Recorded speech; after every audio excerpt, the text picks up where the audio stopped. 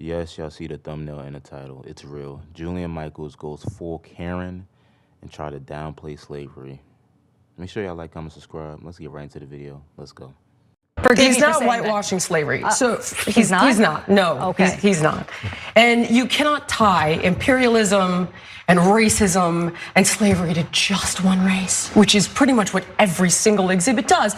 But let's talk about the fact that when you can't tie slavery. let's talk about the fact. I mean, slavery in America was. Do you realize that only less than 2% of white Americans owned slaves? But it was a system of white supremacy. You realize that slavery is thousands of years old? White people were Do you know the slave who owners. was the first race to try to end slavery? Wait a second. Well, what's controversial? I'm very surprised This is that an you're trying to extraordinary exercise in historical revisionism. I'm really surprised. Do you realize that Jillian, I'm surprised that you're trying to litigate who was the beneficiary of slavery and who was not. What I'm trying to tell you is in the that context of American history. Okay. In the context of American history, what are you saying is incorrect by saying that it was white people oppressing black people? Every single thing is like, oh no, this is all because white people bad. I don't. And it's totally partisan. We don't. First of all, we don't have time to litigate all of this. Of course we don't, because then you're going to lose the argument. And everything is racialized, just like you're trying to do to me now.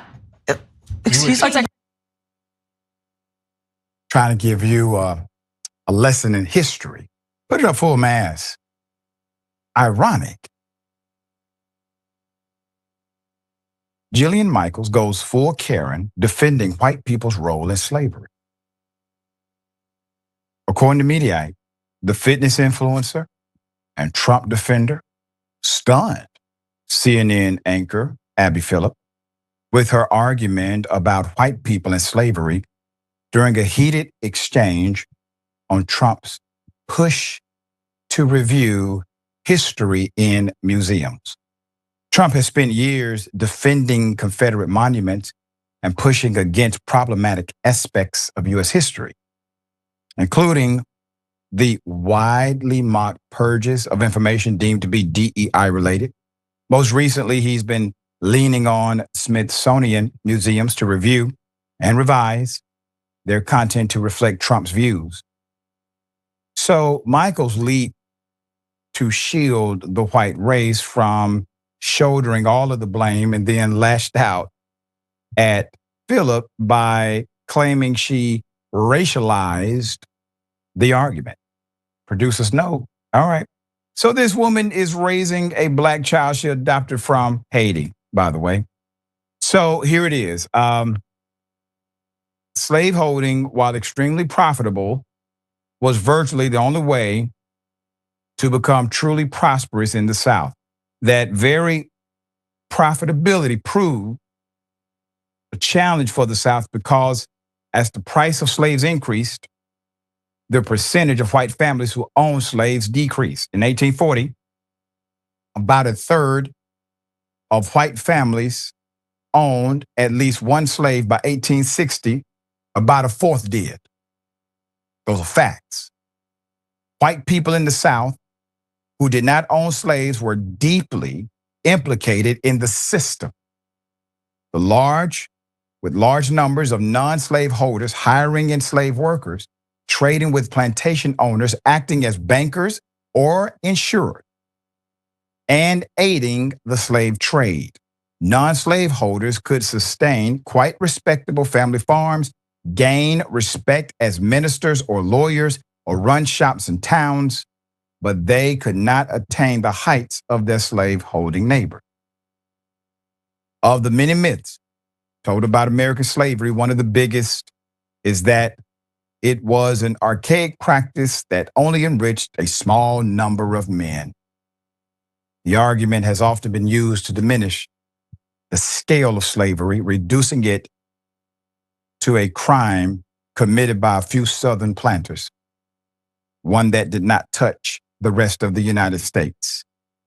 Slavery, the argument goes, was an inefficient system, and the labor of the enslaved was considered less productive than that of a free worker being paid a wage.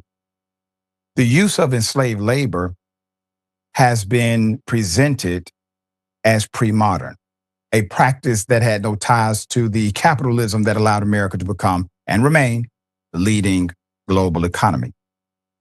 But as with so many stories about slavery, this too is untrue. Slavery, particularly the cotton slavery that existed from the end of the 18th century to the beginning of the Civil War, was a thoroughly modern business, one that was continuously changing, transforming to maximize profits. The bodies of the enslaved served as America's largest financial asset, and they were forced to maintain America's most exported commodity. In 60 years, from 1801 to 1862, the amount of cotton picked daily by an enslaved person increased 400%. The profits from cotton propelled the U.S. into a position as one of the leading economies in the world and made the South its most prosperous region. The ownership of enslaved people increased wealth for Southern planters so much that by the dawn of the Civil War, the Mississippi River Valley had more millionaires per capita than any other region. Slavery being enabled by members of the government. Of the 55 delegates to the Constitutional Convention, 25 owned slaves. The framers of the Constitution believed that concessions on slavery were the price for the support of Southern delegates for a strong central government. They were convinced that if the Constitution restricted the slave trade, South Carolina and Georgia would refuse to join the Union. But by sidestepping the slavery issue, the framers left the seeds for future conflict. The word slave does not appear in the Constitution. This is true. Framers consciously avoided the word, recognizing that it would sully the document. Nevertheless, slavery received important protections in the Constitution. For example, the notorious 3/5 clause, which counted 3/5 of a state's slave population in apportioning representation, gave the South extra representation in the House of Representatives and extra votes in the Electoral College. There is more. When we say the Electoral College is a slave era dynamic, this is what we're talking about. In order for the South to gain more power in the federal government, the Constitution allowed Southerners to count slaves under the 3/5 compromise so they could have more power in their Electoral College count or mass per state and in their congressional representation. All of that additional representation came on the back of Black folk who had no rights. They had no rights under that Constitution. They could be murdered, sexually abused, molested with approval from the United States government. Understand what slavery actually is, and understand what people are doing when they try to whitewash it. Slavery was human trafficking. Slavery was also human sex trafficking. Period. Now, anytime someone tries to contextualize slavery as some positive or that the country was not implicit, understand what they said was legal to do. It was legal to traffic human bodies. It was legal to sexually abuse those same human bodies. It was legal to physically torture those human bodies, and it was legal to murder them. There's more. Thomas Jefferson. Thomas Jefferson would have lost the election of 1800 if not for the 3/5 compromise. I'm helping you see how big a deal slavery actually was. The Constitution also prohibited Congress from outlawing the Atlantic slave trade for 20 years. They couldn't even make it statutorily illegal. A fugitive slave clause required the return of runaway slaves to their owners. the Constitution gave the federal government the power to put down domestic rebellions, including slave insurrection. That means murder them just because they want freedom. The law got so extreme that if you happen to find someone or come across someone who was a fugitive slave, meaning they were seeking and had obtained their freedom, if you did not turn them in, you then were under a similar penalty yourself. That is how they enforced it. There's more. From the founding of the United States until long after the Civil War, hundreds of the elected leaders writing the nation's laws were current or former slave owners themselves.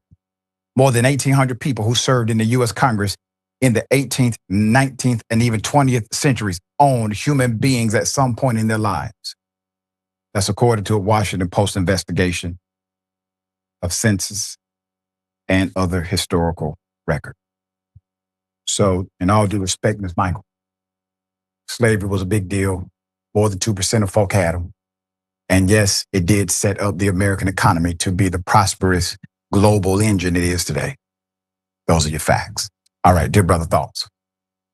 Yeah, I think Jillian should maybe put down the barbell and maybe pick up a book for just a second. I don't know if that'll do much good compared to her little printed out list of factoids that these guys like to use whenever they come on and start spewing this rhetoric on national television.